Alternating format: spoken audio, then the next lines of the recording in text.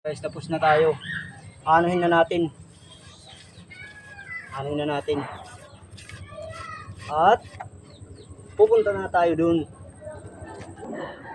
So at ito ngayon guys, mag-ano na tayo ng upa. Tatanggalin natin para maging bigas. Tuturuan ko kayo kung paano tanggalin ng upa. So simulan natin.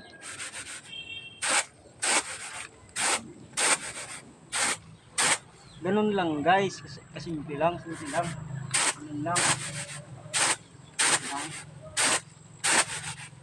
O diba?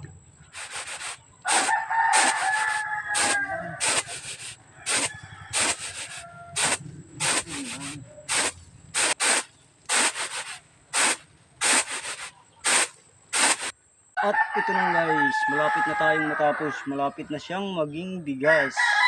O diba? O, sige, tatapusin muna natin. Malapit na.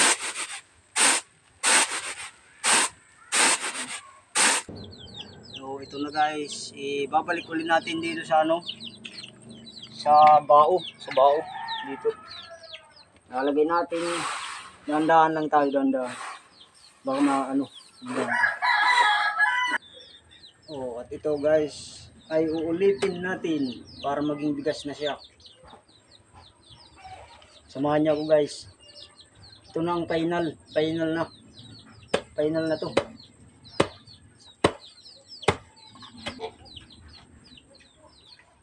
Bye.